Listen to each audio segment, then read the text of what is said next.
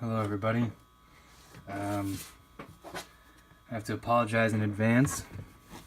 I've never done anything like this, and I didn't have a script of any kind put together, so this is going to be one of the most amateur sort of watch reviews that you're ever going to witness. But today I'm going to show you the Oaken Oscar Burnham. It's the first watch that he has made. The other one he has is called the GMT Sanford, but this was his original, and it was my grail watch for a long time, and I finally got a chance to buy it. And so, when I was trying to research it, all I saw were a couple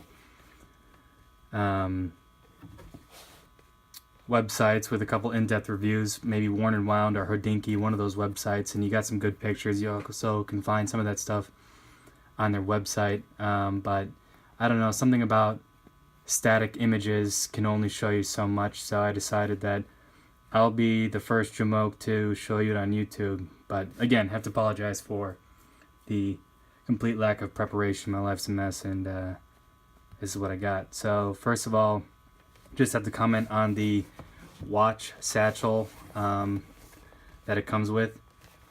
It's very nice. I don't really know real good leather from bad leather, but just looking at this and feeling it, I mean, you can just tell it's the real deal. It's got the scuff marks in it and whatnot. I want to say that I am the second owner of this watch, but both people have taken, or the person before me took real good care of it, and I'm trying to do the same. Oaken Oscar burned into the leather there. It's real nice. I have a couple watches. I'm wearing an Orient Explorer here. Not many people really know this watch, but I don't really have enough mechanical watches to warrant using this whole thing, but here we go. It's got enough little spaces for multiple watches here and maybe some watch straps. I want to be a strap guy, but I don't have the tools yet to replace things or really warrant using a lot of this stuff. So the ones you're looking at now, this brown and this navy Perlon over here, came with the watch from the previous seller. I think he just gave those to me. I don't think the watch came with that. However, this guy over here did come with the watch, apparently, from the initial seller. Very, very nice. Once again, you can see some scuff marks. I think leather just does that, but the whole fabric, the whole material is very spongy. It's very thick, and it's very pliable, which is something that, I don't really have a whole lot of experience with real nice leather, but it feels awesome. It smells sort of oily and new car smelly and stuff like that. Just feels legitimate. And then apparently it has I read this somewhere, some sort of wool insert, so that when you fold it over, you're not really scuffing anything, which is another nice thing. So the band that it comes with is still creased. This watch really hasn't been worn. I haven't worn my watch yet. Like I said, it's my grail watch, and so I stick with this guy, and I just like to look at this guy more than I like wearing it, and some people might chastise me for it, but I plan on getting to a point where this is my daily wear. But for the time being, I just enjoy having it. Orange accents on this guy, real nice, very sturdy. This is if you're trying to wear the watch in a more maybe aquatic or active environment, but very nice, well done. So to the watch itself,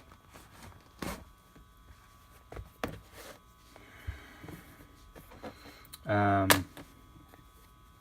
to have enough light on to get all of the angles on here, but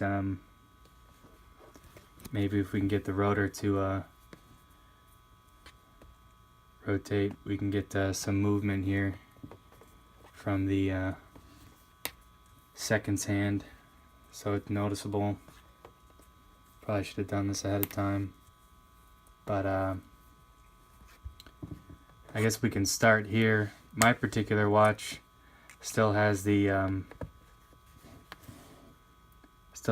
red line you see there is the plastic wrapping on the back of the case back, just to keep it kind of pristine. It's a little bit oily from me trying on the watch and all that kind of stuff, but keeping it on there for posterity for the time being. Hope that doesn't interfere with the lighting here. But the movement itself is absolutely gorgeous. It's got those blue steel, not jewels, but screws in there. It has the rotor, as you can see. It's got the 4 stars punched into it, perfectly balanced. You can see the escapement there. Very pretty. Really fun to see it going. I don't know if I have it going yet because of this thing, but try and show you. It says Oak and Oscar at the top there, right here. And then down here, let's try and see what it says. It says WR 10 atmospheres. So water resistance, 10 atmospheres. That's really nothing to write home about in terms of, design, but this is not a diver watch, so that's really nothing surprising. And then there is only 300 made, so this one, I kid you not, very hard to get these watches in the secondary market. He only made 300. There's only ever going to be 300, at least according to his website. I don't know how, truthful these kinds of things are when they say limited production, but I believe that he's going to stay true to his word, and I think that maintains the value of these watches in the aftermarket because they're highly sought after and limited. But 31's my favorite number, and it showed up on Reddit, Our Watch Exchange, and I kind of hawked that website on a daily basis, and so when my Grail watch showed up with my favorite number, I took it as a sign, and I decided to pull the trigger on it, and the guy was kind enough to meet me halfway and come down a little bit on the price, just marginally enough so that I could be within my striking distance. And then the whole time I just barely even believed it was real. I barely believed that this watch had come up, that I was one of the first guys to talk to him, and he decided to go for it. And it took about 7 days to, from the beginning of our conversation to hashing out the details to shipping to before I had it in my hands. The whole time I barely believed it was real, but it showed up, and here it is. And it's one of those things where it's your Grail watch, right? So you wonder, is it everything that you think it's going to be? And I can say that this guy lived up to expectations for me. It's American made for the most part. It's an American company, but he sources his parts and is from Switzerland. It's a Soprod movement, Soprod A10, I believe, which is an ETA competitor. They're going to start downsizing their movements. They got the go-ahead from some sort of entity to tell them that they could limit their production so they don't have to basically provide all the movements for all of these watches out there, these high-end stuff. So Soprod is one of the alternate movements that exists, and the Soprod A10 is supposed to be a very nice movement. It's decorated. It has the perlage right there. It's very nice. The rotor moves real smoothly. But anyway, I'm getting off track here. The crown has Oak and Oscar embossed on there. Very pretty. Because I haven't set the time yet, I've only had this for about a month, and I've been busy and working and stuff like that. I haven't really actually taken it and moved it a whole lot, but the crown is very, very sturdy. The whole watch itself is very heavy. It's very thin. Wears really well. The leather is the same leather. I don't know if you can tell just by looking at it. It's the exact same leather as, at least I believe it is, from the same company. I can't be 100% sure on that. But it says Oak and Oscar on there. I forget the company is, but he says work with people you like. He's worked with 5 other people. Somebody makes the leather satchels. Somebody puts it together.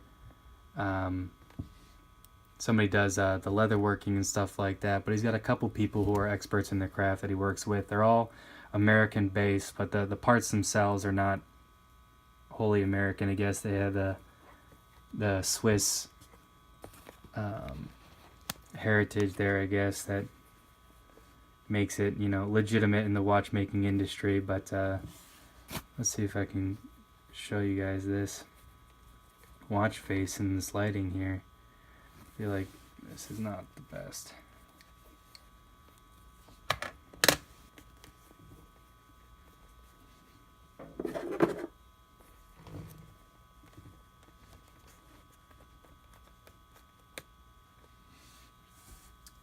So as you can see, the finally got the rotor moving enough to where the second hand is moving, and it is ridiculously smooth.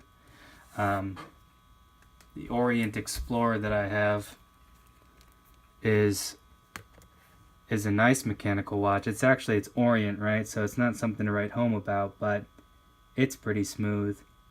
But I can still, I don't know if the camera can pick it up. There's still some that kind of stuff. But damn, if this thing isn't smooth. You know, putting these things side by side, you can really see. And busy dial over here, I still love this watch, but busy dial versus super clean dial. It's got something that's called like a sandwich dial, where it's basically a cutout of a gray template here, overlaid on top of some blue loom. And it just has a really nice textured but very, very simple face to it, and I love it to death. And I'll try and show you this next time it comes around, but this orange second hand, the Oak and Oscar logo, perfectly aligns with, if you can see where the pen goes, this one. And he did that for symmetry purposes, because every single part of this watch was very meticulously thought